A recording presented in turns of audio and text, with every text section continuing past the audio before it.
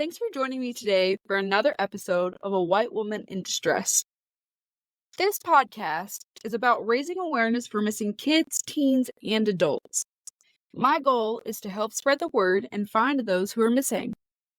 We need to come together as a community to help find these people. We need to stop ignoring what we see and start looking out for each other. I understand that you want to stay safe, but it's important to speak up when you notice something's wrong. If someone you loved was missing, you would want people to help.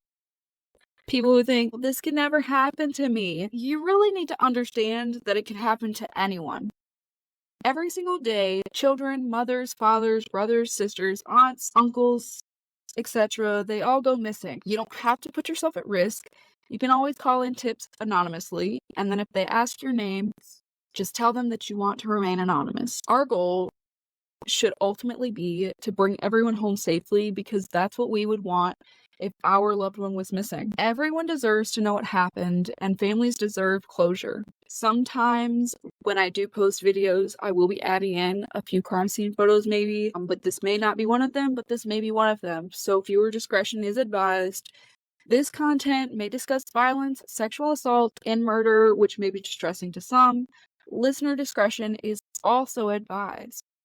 Today, let's dive into the interesting story of Tamara Perez, who was 15, and her sister Iris Perez, who was 14. They vanished from their home in Hewitton Lake, Michigan, on June 28, 2023. The sisters had recently moved from the Florida to the Michigan area with their adoptive parents in March of 2023 after being found living with their biological mother in Port St. Louis, Florida. This transition, coupled with their complex family dynamics, potentially impacted their emotional and psychological states.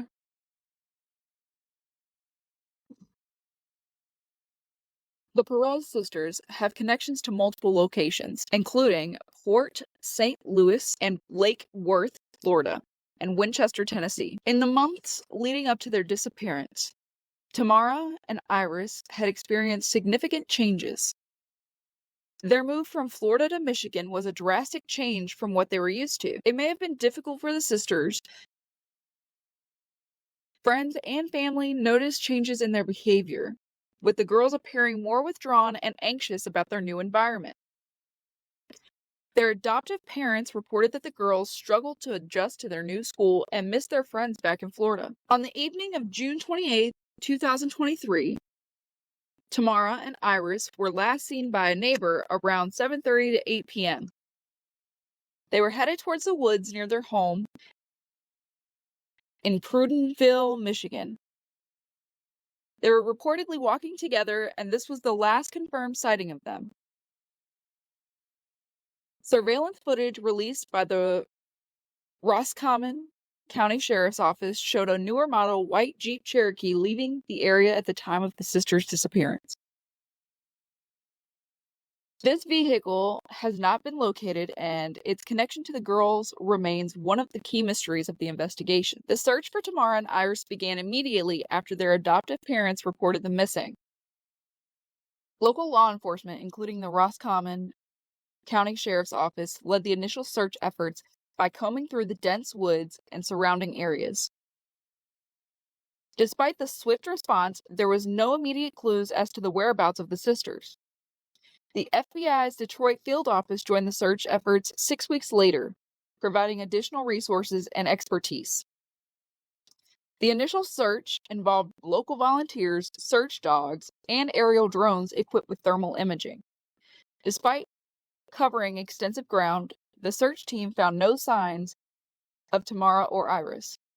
The dense forest and rough terrain made the search particularly challenging.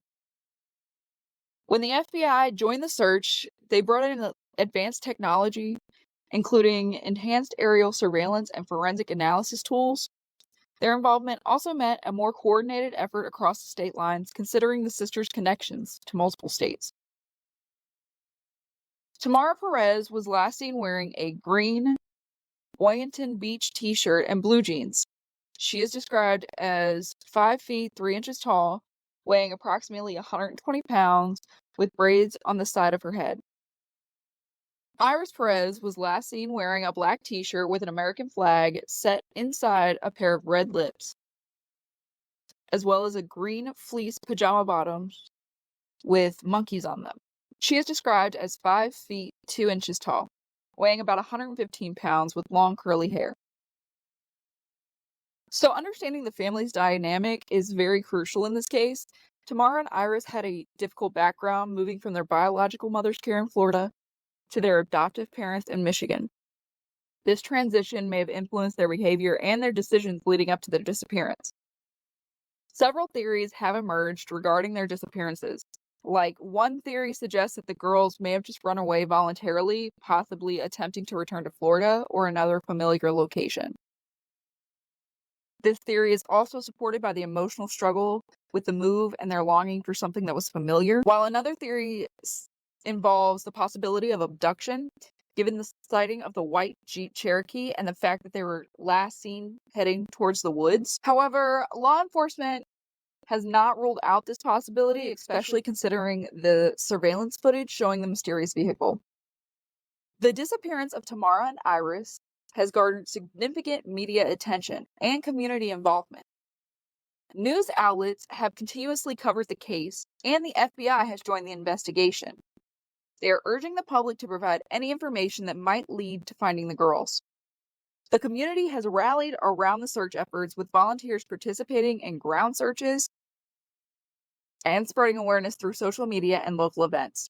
The emotional toll on this family has been absolutely devastating as they navigate the uncertainty and fear surrounding the girls' disappearance. Since the FBI has been involved, the investigation has utilized many modern techniques, including extensive searches using drones, thermal imaging, and thorough reviews of digital footprints. The case remains active, and law enforcement continues to pursue any leads and gather any information that they can from the public. Authorities have repeatedly called on the public for assistance. Flyers with Tamara and Iris' photographs have been distributed widely, and tip lines have been established to gather any potential leads. FBI has emphasized that even seemingly insignificant details could prove crucial in solving this case. Even the smallest little detail may provide what they need to find even more evidence and or link the other items together to potentially find Tamara and Iris. Tamara and Iris Perez's disappearance remains one of Michigan's most odd unsolved mysteries. Despite extensive search efforts and numerous theories, their case remains unsolved. The hope of finding answers and bringing closure to this family persists. If you have any information regarding the disappearance of Tamara or Iris Perez, please contact the Roscommon County Sheriff's Office at 989-275-5101. Every tip, no matter how small, could be crucial in solving this case and bringing peace to their family. Even if they ran away voluntarily, we still need to let everyone know that that's what they did. We can't just say, oh, no, I know where they are, so, it's fine. No, it's not. Because they're adoptive parents, and anyone else that is involved with this case deserves to know what happened. If they were abducted, they deserve to know. If they were, oh, I just wanted to go home, that's fine too.